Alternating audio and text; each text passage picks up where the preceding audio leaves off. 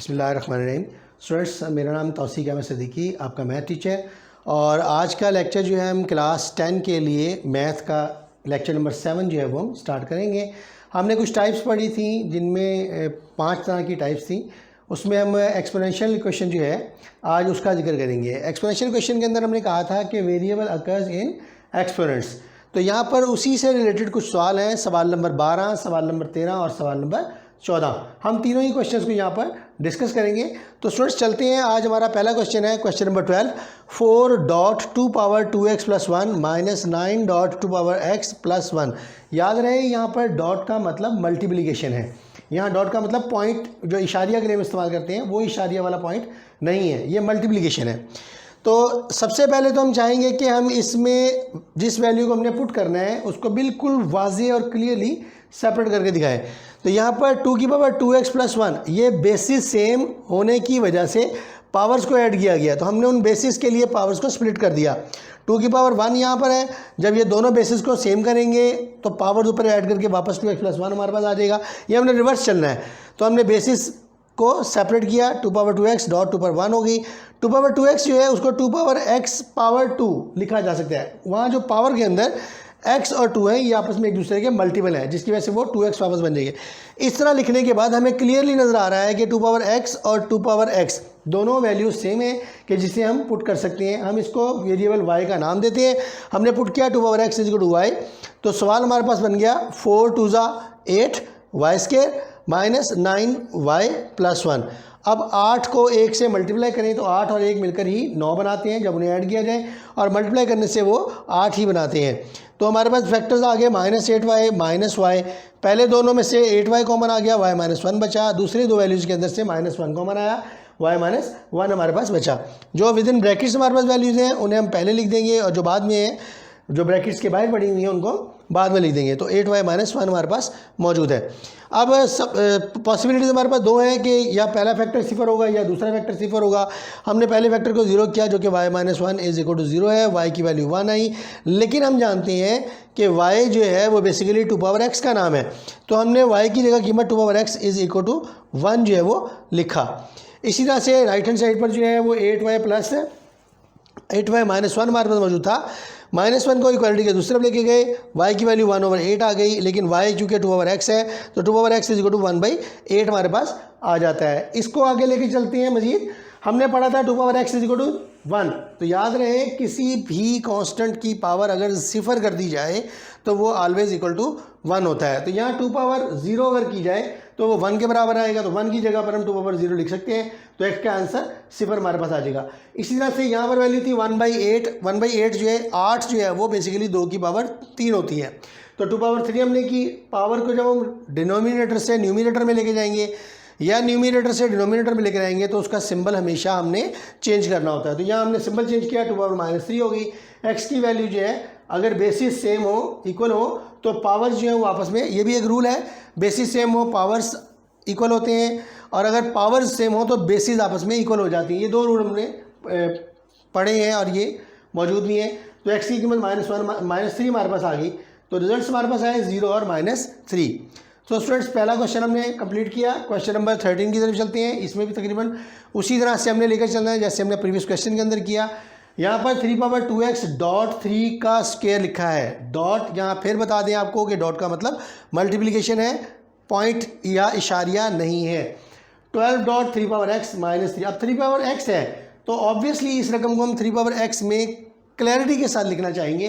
तो 3 का स्क्वायर हमने लिखा 9, ये 3 का पावर x ली, और वो जो पावर के साथ 2 मल्टीपल है वो ब्रैकेट के बाहर लिख दिया। वो बाहर लिखने के बावजूद मल्टीपल ही रहेगा। तो यहाँ पर हमारे पास 3/x जो है वो सेम आ जाता है। पुट करते हैं 3/x = y। हमने सब्स्टिट्यूट किया, कीमतें बनी 9y² = 12y - 3। जो राइट साइड पर पड़ी हुई वैल्यूज़ हैं दोनों को हम लेफ्ट हैंड साइड पर ले आएंगे। 9y² - 12y + 3 हमारे पास आ जाएगा। 9 × 3 = 27। अब 9 और 3 जो है ये दोनों ही मिलकर 12 बनाते हैं, और मल्टीप्लाई करने से 27 आता है। तो हमने -9 और -3 जो है इसके फैक्टर बना लिया। अगर आपको इस तरह से नहीं क्लियर होता तो आप उसी तरह से एलसीएम लिखें, और एलसीएम लिखकर वहाँ से फैक्टर्स जो हासिल कर सकते हैं, फ़र्क कोई नहीं है। पहले दोनों वैल्यूज़ में से 9y कॉमन आएगा, माइनस के साथ y -1 आएगा, इसी तरह से -3 कॉमन आएगा, y -1 आएगा। विद इन ब्रैकेट्स जो है वो y -1 है, जिसे हम पहले लिख देंगे। ब्रैकेट्स के बाहर पड़ी हुई वैल्यू जो है वो 9y -3 है, जो हमने यहाँ पर लिख दी। अब दो पॉसिबिलिटीज़ हैं, एक फैक्टर 0 के बराबर होगा, दूसरा भी 0 के बराबर होगा। जब हम पहला फैक्टर 0 के बराबर करते हैं तो वहाँ से y की वैल्यू 1 आती है। दूसरा फैक्टर 0 के बराबर करने से वैल्यू जो है वो 1/3 आती है इक्वालिटी के दूसरी जानिब जाने के बाद। लेकिन याद रहे कि y जो था वो तो नाम था 3x का, तो हमने वापस 3x जो है हर उस जगह पर लिखना है जहाँ y लिखा हुआ है। सो 3x = 1 आ गया, 3x = 1/3 आ गया। 1/3 फिर वही बात आ जाती है, अगर डिनोमिनेटर के अंदर हमारे पास कोई चीज़ मौजूद है और हम उसे न्यूमिनेटर में लेके जा रहे हैं तो उसके पावर का सिंबल हमने लाजमी तब्दील करना है। तो यहाँ पर 3 की पावर 1 है, जो ऊपर जाने के बाद न्यूमिनेटर में जाने के बाद -1 हो जाएगी। आगे चलते हैं इसी से 3 पावर, फिर वही बात आ जाती है कि किसी भी कांस्टेंट की पावर 0 ले ली जाए तो वो रिजल्ट 1 के बराबर होता है। तो लिहाजा 3 की पावर हमने 0 ली। 3 ही क्यों लिया?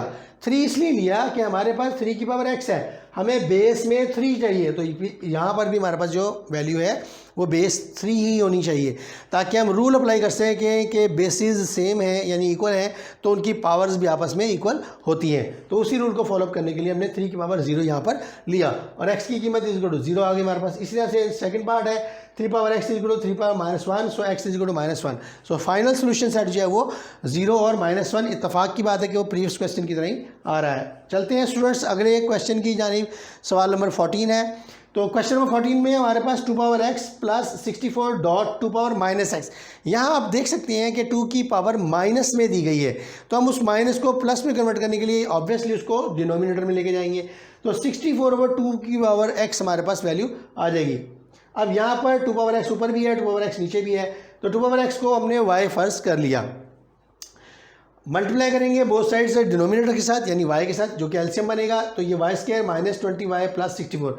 अब 64 1 * 64, 64 के पेयर बनाएं तो 4 × 16, 4 और 16 दोनों मिलकर जब इनको ऐड किया जाए तो 20 बनाते हैं, जो कि मिडल वैल्यू हमारे पास है।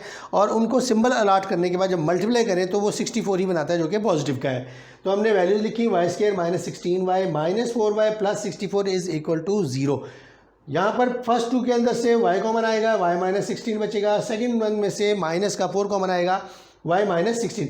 याद रहे जब माइनस का 4 आप कॉमन लेंगे तो 64 के साथ प्लस मौजूद है, जो कि माइनस में कन्वर्ट हो जाएगा, क्योंकि इस प्लस के अंदर 2 माइनस है जो कि कॉमन लेकर एक अंदर रह जाएगा। तो -4 y - 16 = 0 हमारे पास बचा। अब फैक्टर्स से या तो हम y - 16 को 0 रखेंगे या y - 4 को हम 0 के बराबर रखेंगे। y की वैल्यू 16, y की वैल्यू 4 आ गई। लेकिन चूंकि y की वैल्यू हमारे पास 2 की पावर x थी तो वो हमने वापस पुट की 2x। अब 16 जो है वो 2 की पावर 4 अगर ली जाए तो 16 के इक्विवेलेंट होता है। तो यहाँ से कीमत हमारे पास x = 4, बेसिस सेम, पावर्स जो है वो भी बराबर है, तो इसलिए हम यहाँ पर x की कीमत 4 निकालेंगे। यहाँ पर 4 जो है 2 बनता है, यहाँ पर भी बेसिस बराबर है, एक जैसी हैं, तो इनकी पावर्स भी आपस में एक जैसी होंगी। तो सोल्यूशन सेट जो है वो फाइनली हमारे पास 4 और 2 स्टूडेंट्स बनता है। आज हमने एक्सपोनेंशियल इक्वेशन की टाइप जो है वो इस एक्सरसाइज के अंदर पढ़ी है। हम अपने अगले लेक्चर के अंदर फर्दर इसका जो अगली क्वेश्चन हैं उनके बारे में डिस्कस करेंगे। आज का लेक्चर यहीं ख़त्म होता है। जाने से पहले स्टूडेंट्स आप इस चैनल को सब्सक्राइब करें ताकि आप हमारी लेटेस्ट अपडेट्स जो हैं उन्हें बर वक्त देख सकें। अल्लाह हाफिज़।